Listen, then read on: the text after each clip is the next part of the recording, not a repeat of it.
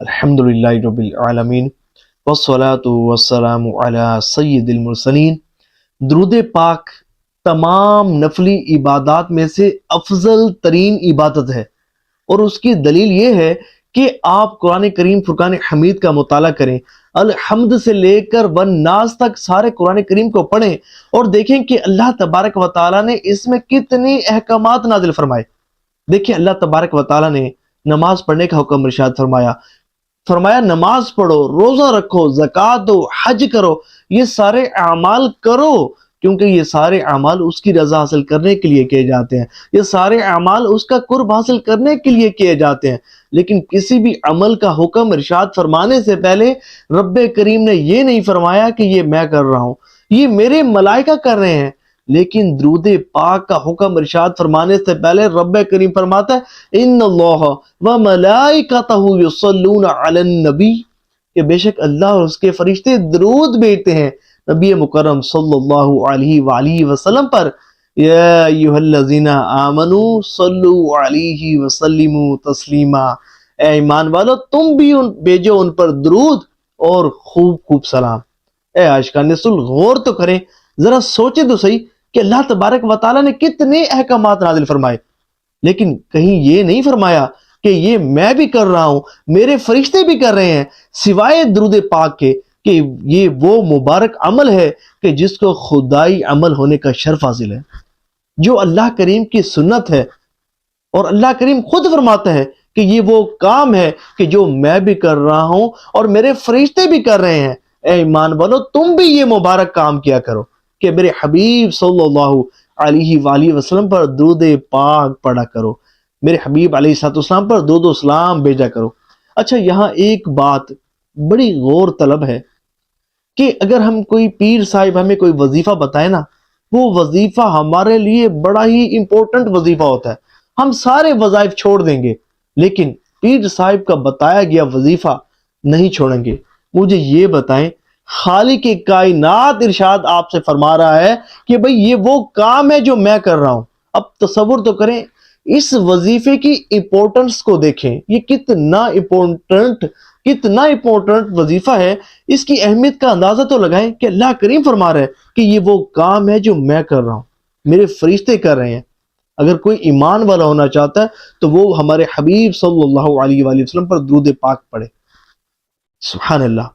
جبھی تو حضرت ابو العز سمرقندی رحمۃ اللہ تعالی علیہ آپ فرماتے ہیں کہ اگر تم جاننا چاہو کہ درود پاک تمام اعمال سے افضل کیوں ہے تو اس بات پر غور کرو کہ تمام اعمال کو کرنے کا اللہ تبارک و تعالی نے حکم ارشاد فرمایا، لیکن درود پاک وہ واحد عمل ہے کہ خود بھی بھیجا، اس کے فرشتے بھی بھیجتے ہیں، اور پھر حکم ارشاد فرمایا کہ اے ایمان والو تم بھی میرے حبیب صلی اللہ علیہ وآلہ وسلم پر درود پاک بھیجا کرو، درود و سلام پڑھا کرو۔ اور اے عاشقان رسول جتنی بھی احادیث طیبہ کا مطالعہ کریں، درود پاک سے متعلق احادیث طیبہ کا مطالعہ کریں، حضور نبی پاک علیہ الصلوۃ والسلام نے اپنے امتیوں کو کثرت سے درود پاک پڑھنے کا حکم ارشاد فرمایا، کیونکہ میرے حضور صلی اللہ علیہ وآلہ وسلم چاہتے تھے کہ آپ کی امت آپ پر درود پڑھے اور اللہ کریم ان پر اپنی رحمتوں کا نزول فرمائے، کیونکہ جو شخص ایک مرتبہ درود پاک پڑھتا ہے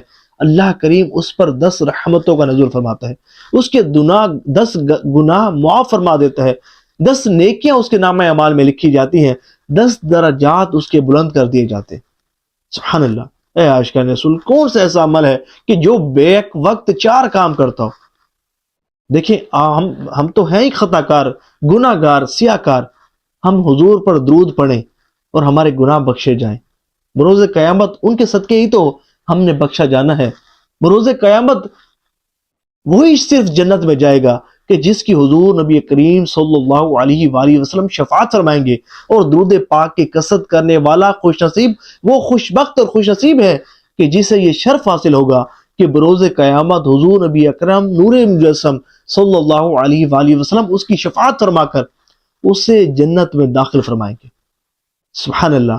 اور یہ وہ مبارک وظیفہ ہے کہ بروز قیامت حضور نبی کریم صلی اللہ علیہ وآلہ وسلم کا قرب خاص حاصل کرنے کا، اور روایت میں یہاں تک آتا ہے کہ بروز قیامت ہر مقام اور ہر جگہ تم میں سے میرے سب سے زیادہ قریب وہی ہوگا کہ جس نے دنیا میں کثرت سے مجھ پر درود پاک پڑھے ہوں گے۔ سبحان اللہ۔ اور یہیں تک بس نہیں بلکہ حضور نبی اکرم صلی اللہ علیہ وآلہ وسلم نے ارشاد فرمایا کہ جو صرف 50 مرتبہ روزانہ مجھ پر درود پاک پڑھے گا تو بروز قیامت اسے مجھ سے مصافحہ کرنے کا شرف حاصل ہوگا۔ سبحان اللہ، سبحان اللہ۔ اے عاشقان رسول، غور تو کریں، رشک کریں اپنی قسمتوں پر۔ آج ہمیں نا کسی بڑے عہدیدار سے، کسی بڑے منصب والے سے ہم شیک ہینڈ کر لیں نا، ہاتھ ملا لیں، ہم بڑے لوگوں سے بتاتے ہیں کہ بھئی فلاں پرائم منسٹر سے، فلاں عہدیدار سے میں نے مصافحہ کیا تھا، ہاتھ ملایا تھا۔ تصور کریں اور غور کریں کہ اگر کوئی بڑے پیر صاحب ہوں، کوئی بڑے عالم صاحب ہوں، کوئی وقت کے ولی ہوں، بزرگ ہوں، اگر ان سے مصافحہ کا شرف حاصل ہو جائے، کتنے لوگوں کو بتاتے ہیں جی میں نے فلاں پیر صاحب سے ہاتھ ملایا ہے، فلاں بزرگ سے، فلاں شیخ صاحب سے ہاتھ ملائے ہیں۔ تصور کریں کہ جسے بروز قیامت حضور نبی اکرم صلی اللہ علیہ وآلہ وسلم سے مصافحہ کرنے کا شرف حاصل ہوگا، وہ کتنا خوش بخت اور خوش نصیب ہوگا۔ سبحان اللہ، کتنا خوش نصیب ہے درود پاک کی کثرت کرنے والا۔ اور اسے ایک شرف یہ بھی حاصل ہوگا کہ جنت کے دروازے پر اس کا کندھا حضور نبی کریم صلی اللہ علیہ وسلم کے کندھا مبارک سے چھو جائے گا۔